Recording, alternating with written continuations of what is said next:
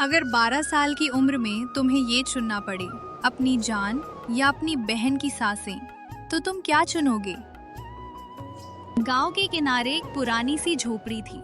चारों ओर घना कोहरा, हवा इतनी ठंडी कि जैसे सांस भी जम जाए। उसी झोपड़ी में रहते थे 12 साल का दीपू और उसकी 8 साल की बहन गुड़िया। माँ बाप बचपन में ही दुनिया छोड़ चुके थे। अब इस छोटी सी उम्र में दीपू ही गुड़िया का सब कुछ था। भैया, आज बहुत ठंड लग रही है। डर मत गुड़िया, देख मैं कंबल ठीक से उड़ा देता हूँ। दीपू के हाथ खुद ठंड से सुन थे, पर उसकी पूरी कोशिश थी कि गुड़िया को जरा सी भी ठंड न लगे। भैया, आग बुझने वाली है। तू बस आग जलाए रखना, मैं जंगल से लकड़ियाँ इकट्ठी करके आता हूँ। इतनी ठंड में? मैं जल्दी आ जाऊँगा। जब तक तू ठीक है मुझे कुछ नहीं होगा। इतना कहकर दीपू ठंडी सुबह में अकेला निकल पड़ा।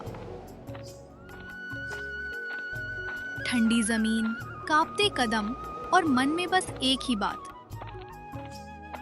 गुड़िया को ठंड नहीं लगनी चाहिए। आज के लिए खाना जरूरी है। हाथ फट चुके थे, आंखें ठंडी हवा से भर आई थीं, पर दीपू रुका नहीं। कोई बात नहीं, ये दर्द गुड़िया की ठंड से बड़ा नहीं। ए दीपू, इतनी ठंड में लकड़ियाँ, ये सब क्यों करता है बेटा? बहन को ठंड लगती है काका।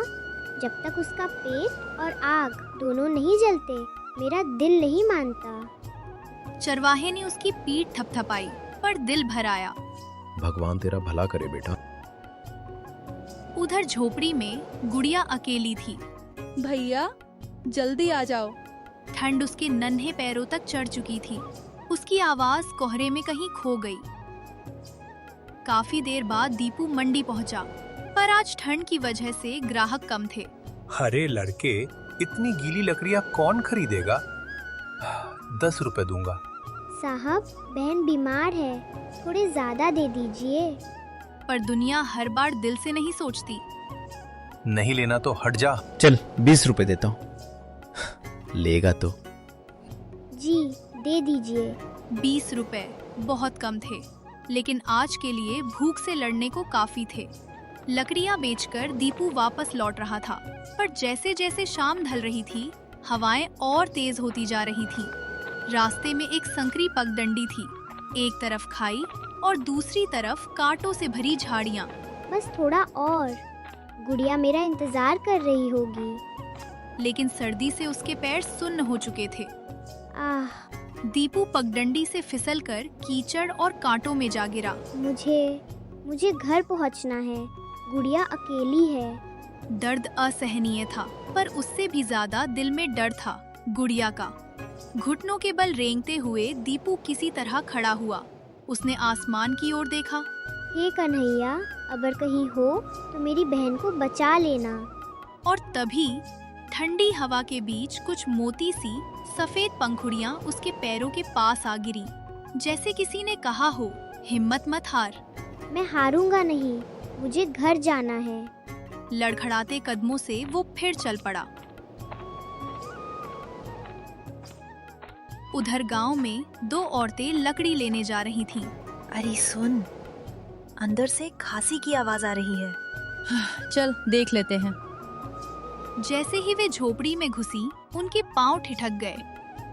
अरे राम, गुड़िया तो बेहोश पड़ी है। इतनी ठंड में इसे यहीं छोड़ दिया तो ये जम जाएगी। उन्होंने बिना देर किए गुड़िया को कंबल में लपेटा। जल्दी इसे मेरे घर ले चलते हैं। आग जलाई गई। कुछ देर बाद गुड़िया की पलकों में हलचल हुई। भैया, घर से सिर्फ 400 मीटर दूर, पर दीपू के लिए वो दूरी पहाड़ बन चुकी थी। गुड़िया, मैं आ रहा हूँ। सांसें टूट रही थीं, शरीर जवाब दे चुका था। अरे बेटा, तू यहाँ पड़ा है? काका, गुड़िया अकेली है। कुछ नहीं होगा, मैं हूँ ना। रघुवीर काका ने दीपू को पीठ पर उठाया और घर की ओर चल पड़े। रघुवीर काका दीपू को लेकर गांव के उसी घर पहुंचे जहां गुड़िया को बचाया गया था। गुड़िया को अब होश आ चुका था। जैसे ही उसकी नजर दीपू पर पड़ी, भैया तुम कहाँ चले गए थे? मुझे बहुत डर लग रहा था। दीपू ने कांपते हाथों से गुड़िया को अपने सीने से लगाया। मैं कहीं नहीं गया, मैं यही हूँ, तेरे पास। झोपड़ी में नहीं, पर उस कमरे में आज इंसानियत की गर्माहट थी। औरतों ने दीपू के हाथ पांव सेके, उसे गर्म दूध दिया। धीरे धीरे उसकी सांसें संभलने लगी। रात गहरी हो चुकी थी।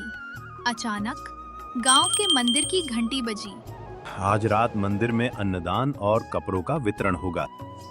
गांव वालों ने दीपू और गुड़िया को साथ लिया और मंदिर पहुंचे। हर तरफ गरम कपड़े, खाना और मदद के हाथ। उसे ऐसा लगा जैसे मूर्ति मुस्कुरा रही हो। कन्हैया, तुमने आज सच में सुन ली। दीपू और गुड़िया को एक मोटा कंबल मिला, गरम कपड़े मिले और कई दिनों का राशन। अगली सुबह पंचायत में फैसला हुआ। दीपू अब गांव की पाठशाला में सफाई और कामकाज में मदद करेगा। और हर महीने इसे कुछ पैसे भी दिए जाएंगे। दीपू की आंखों में पहली बार सुकून की चमक थी। धन्यवाद, मैं पूरी मेहनत करूँगा। गुड़िया भी धीरे धीरे ठीक होने लगी। कुछ महीने बीत गए। गुड़िया अब स्कूल जाने लगी। दीपू पाठशाला में काम करता। शाम को दोनों साथ घर लौटते। दीपू में तो भगवान का ही रूप है। इतनी छोटी उम्र में इतनी बड़ी हिम्मत। एक रात दीपू आसमान की ओर देखता है कन्हैया, तुमने हमें कभी अनाथ नहीं छोड़ा। और उसी पल हवा में वही सफेद पंखुड़ियां उड़ने लगी, जैसे बालकृष्ण मुस्कुराकर आशीर्वाद दे रहे हों। मेहनत, हिम्मत और विश्वास, इनके आगे सबसे सर्द रात भी हार जाती है। और जब कोई सच्चे मन से संघर्ष करता है तो भगवान किसी न किसी रूप में उसकी मदद जरूर करता है।